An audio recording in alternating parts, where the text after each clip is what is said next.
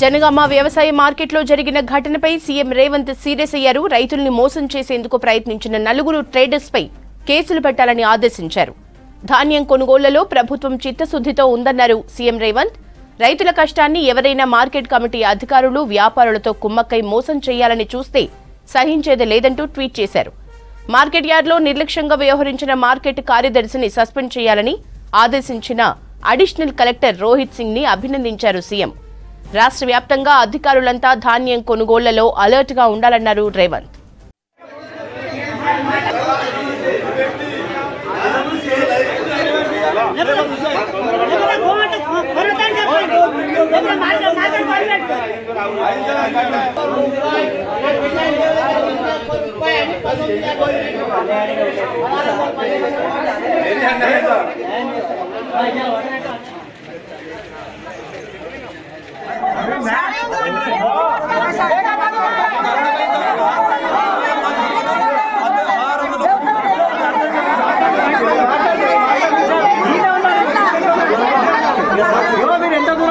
చోట ప్రతి ఊర్లో మొత్తం 195 గవర్నమెంట్ సెంటర్లు ప్రొక్యూర్మెంట్ సెంటర్లు మనం ఓపెన్ చేసాం.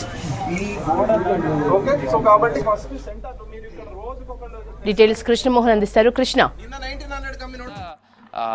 రైతుల విషయంలో ప్రభుత్వం ఎంత సీరియస్గా ఉంది అనే దానికి ఈ ఒక్క ఉదాహరణగా చెప్పుకోవచ్చు. ఎందుకంటే జనగామ మార్కెట్కి సంబంధించి ఇప్పటికే ధాన్యం చేతికి వస్తుంది. రైతులు ధాన్యం అమ్ముకోవడానికి వస్తున్నారు. ఈ వచ్చే క్రమంలో రైతుల అమాయకత్వాన్ని కావచ్చు, వాళ్ళ అవసరాలను దృష్టిలో పెట్టుకొని ట్రేడర్స్ మోసాలకు తెరలేపుతున్నారు. చాలా ఏళ్ళుగా ఇదే సమస్యతోటి రైతులు ఇబ్బందులు పడుతున్నారు.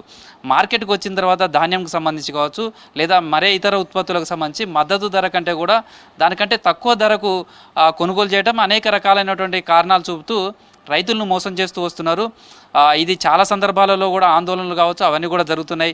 ఆ సమయంలో పెద్దగా రియాక్ట్ అయినట్టుగా కనిపించలేదు. కానీ ప్రజెంట్ మాత్రం నిన్న జనగామలో జరిగినటువంటి సంఘటన నేపథ్యంలో కావచ్చు, అటు అధికారులు అదేవిధంగా ప్రభుత్వం రియాక్ట్ అయిన తీరు కూడా ఇప్పుడు రైతులకైతే ఒక నమ్మకాన్ని కలిగించే విధంగా ఉందని చెప్పుకోవచ్చు. నిన్న జనగామ మార్కెట్కు పెద్ద ఎత్తున ధాన్యం వచ్చింది. ధాన్యంకు సంబంధించి ప్రభుత్వం 2203 రూపాయల మద్దతు ధర ఉంది. కానీ వ్యాపారులకు సంబంధించి మాత్రం దాదాపు మద్దతు ధర కంటే కూడా 500-600 రూపాయలు తక్కువ చేసి 1500 నుంచి 1800 రూపాయల మాత్రమే క్వింటాల్కు ధర పెట్టారు. దీని విషయంలో రైతులు ఆందోళన నిర్వహించారు. మార్కెట్ కార్యాలయాన్ని కూడా ముట్టడించారు. తమకు అన్యాయం జరుగుతుంది, వ్యాపారులంతా కూడా ఒక రింగ్గా మారి తమకు అన్యాయం చేస్తున్నారు, మద్దతు ధర ఇవ్వడం లేదు, అనేక చిన్న చిన్న కారణాలు చూపే తమకు అన్యాయం చేస్తున్నారు, దోపిడీ చేస్తున్నారంటూ కూడా ఆందోళన నిర్వహించారు. అయితే మార్కెట్ కమిటీ కావచ్చు, మార్కెట్కు సంబంధించిన అధికారులు సరైన తీరులో మాత్రం స్పందించలేదు. వ్యాపారులు రైతులకు అన్యాయం చేస్తున్నా కానీ దాన్ని అడ్డుకోవడంలో విఫలమయ్యారనే నిన్నటి సంఘటన తెలుపుతుందని చెప్పొచ్చు. ఇదే క్రమంలో అక్కడికి రోహిత్ సింగ్ కలెక్టర్గా ఉన్నారు, అదనపు కలెక్టర్గా ఉన్నటువంటి ఆయన అక్కడ చేరుకున్నారు. రైతులతోటి మాట్లాడారు. అక్కడ జరుగుతున్నటువంటి ఇష్యూను ఎమ్మటే షార్ట్అవుట్ చేసే ప్రయత్నం చేశారు. వ్యాపారులు రైతులను మోసం చేసే ప్రయత్నం చేస్తున్నారు.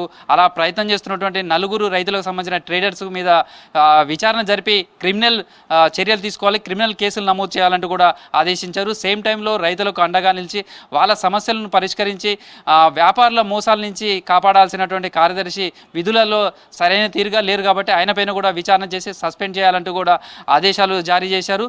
మరోవైపు ఈరోజు యాక్చువల్గా అయితే ఇవాళ హాలిడే, కానీ రైతులు నిన్నటి నుంచి కూడా అక్కడే పడిగాపులు కాస్తున్నారు ధాన్యం అమ్ముకోవడానికి. కాబట్టి ఓవైపు ప్రైవేటు ట్రేడర్స్కి సంబంధించినటువంటి మోసాలు జరుగుతున్న నేపథ్యంలో అక్కడ ప్రభుత్వ రంగ సంస్థను కూడా నెలకొల్పి ధాన్యం వాళ్ళ రైతుల దగ్గర నుంచి కొనుగోలు చేసే విధంగా కూడా అక్కడ ఏర్పాటు చేశారు. నిన్న సంఘటన నేపథ్యంలో జిల్లా యంత్రాంగం కావచ్చు రియాక్ట్ అయిన తీరును కూడా ముఖ్యమంత్రి కార్యాలయం కూడా స్పందించింది. ముఖ్యమంత్రి స్వయంగా నిన్న జరిగిన సంఘటన పైన కూడా ఆయన స్పందించారు.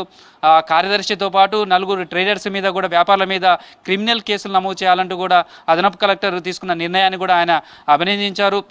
రైతుల విషయంలో ఏ ఒక్కరు ఇలాంటి చర్యలకు పాల్పడితే మాత్రం కఠినంగానే వ్యవహరిస్తామంటూ కూడా ఆయన ఒక సంకేతాలు ఇచ్చారంటగా చెప్పుకోవచ్చు. మొత్తం నిన్న జరిగినటువంటి దాంట్లో సంఘటనలకు సంబంధించి కూడా ప్రస్తుతం నలుగురుకు సంబంధించినటువంటి వ్యాపారుల మీద విచారణ జరుగుతుందని చెప్పొచ్చు. దానికి సంబంధించి విఎన్ ట్రేడర్స్ కందుకూరు వెంకటనారాయణ, అదేవిధంగా కుమార్ ట్రేడర్స్కు సంబంధించి దాస ఉపేందరు, అదేవిధంగా పరమేశ్వర్ ట్రేడర్స్కు సంబంధించిన రవీందర్, అదేవిధంగా సోమేశ్వర్ ఇండస్ట్రీస్కి సంబంధించి శెట్టి సంతోష్ కుమార్, ఈ నలుగురికి సంబంధించిన సంబంధించినటువంటి వ్యాపారులే నిన్న రైతులకు సంబంధించి ధాన్యం కొనుగోలు విషయంలో రైతులను ఇబ్బంది పెట్టే ప్రయత్నం చేశారు. మద్దతు ధర కంటే కూడా చాలా లెస్గా, అంటే దాదాపు 500-600 రూపాయల తక్కువకు వాళ్ళ దగ్గర నుంచి కొనుగోలు చేసే ప్రయత్నం చేశారు. దీంతో రైతులు ఆందోళన నిర్వహించారు. రైతులను మోసం చేసే ప్రయత్నాలు ఏమైనా జరిగాయా, ఇంత మద్దతు ధరకు కంటే కూడా ఇంత తగ్గించడానికి కారణాలు ఏంటి అనే దాని మీద సంబంధించి కూడా విచారణ చేయాలంటూ కూడా ఆదేశాలు జారీ చేశారు. వీళ్ళ మీద విచారణ జరిపిన తర్వాత అవసరమైతే క్రిమినల్ చర్యలు తీసుకోవాలంటూ కూడా